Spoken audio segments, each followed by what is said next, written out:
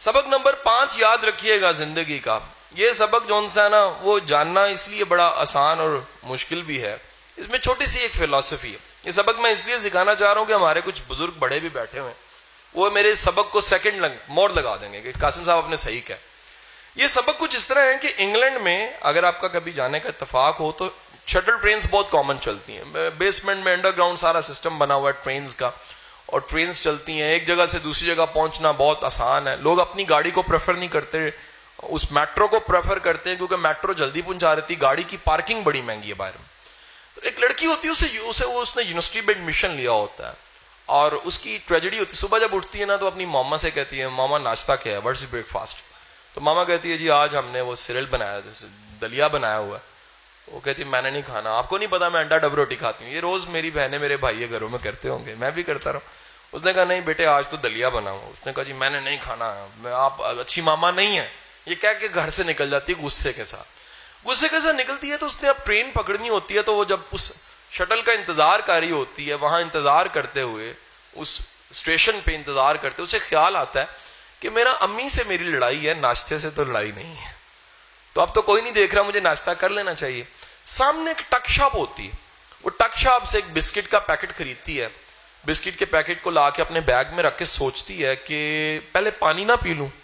تو بسکٹ کا پیکٹ اس بیگ میں ہے اور سامنے پانی کے کولر سے آدھا گلاس پانی کا بھر کے پانی پی کے مڑتی ہے تو کیا دیکھتی ہے کہ وہ جو اس کا بینچ جہاں پر بیگ پڑا ہوا تھا وہیں پر اس کا بسکٹ کا پیکٹ کھول کے ایک ینگ لڑکا بڑے مزے سے کھا رہا ہے.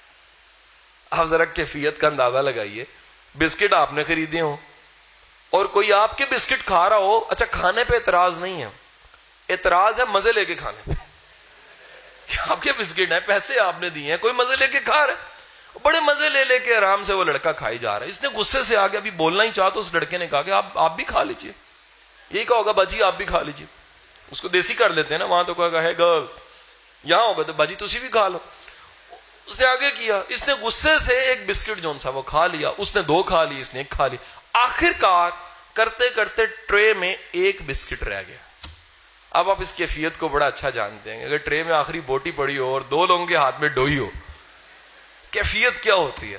یہی کیفیت وہاں پر تھی کہ ٹرے, پلاسٹک کی ٹرے میں 1 بسکٹ ہے, ادھر یہ بیٹھے اور یہ بیٹھا, یہ دونوں جو ان سے ہیں بسکٹ کو اٹھانے کا نیت کم از کم کر چکے ہیں. میرے بھائیوں نیت کر لو. اسی نیت کے لمحے میں ہوتا کیا ہے کہ وہ لڑکا جلدی سے بسکٹ اٹھاتا ہے, توڑتا ہے, آدھا اس کو دیتا آدھا خود کھاتا ہے, ہاتھ جھاڑتا ہے اور چلا جاتا ہے. اس کو انتہائی تکلیف ہوتی ہے, یار یہ کیا عجیب بندہ ہے, پاگل ہے. میرے بسکٹ تھے سارے کھائے, آخر میں میرا بسکٹ توڑا, آدھا مجھے دیا آدھا دے کے. اتنی دیر میں ٹرین آ جاتی ہے. ٹرین آتی ہے, اپنا بیگ اٹھاتی ہے, ٹرین میں اس شٹل میں بیٹھتی ہے.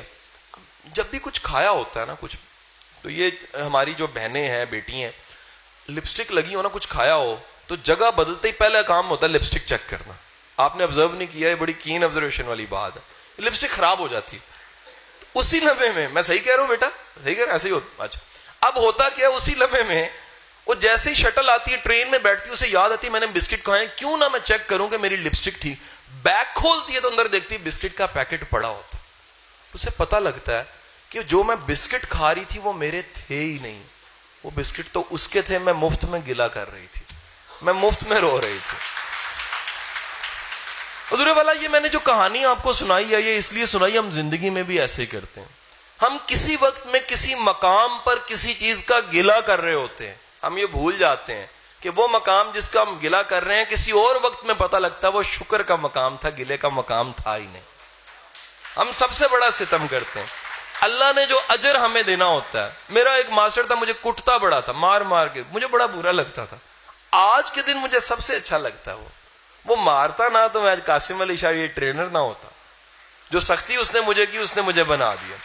والدین کا روکنا مجھے بڑا برا لگتا تھا. یقین کریں میں جب بھی کن ٹپ کے نکل جاتا تھا, ابا جی پیچھے سوٹی لے کے آتے تھے, دڑل دڑل لگتی تھی, بڑی تکلیف ہوتی تھی. میں کہتا تھا یہ عجیب ابا جی پیچھے مارتے ہیں, منہ پہ مارے نا ہے, یہ کیا طریقہ کار ہوا. آج سمجھ آئی کہ وہ سوٹی بھی یاد آتی ہے. آج جب ان کے پاؤں کبھی دوبارہ ہوتا ہوں, ان کے پاس بیٹھا ہوں تو مجھے سوٹی یاد آتی, دل کرتا ہے پھر مارے.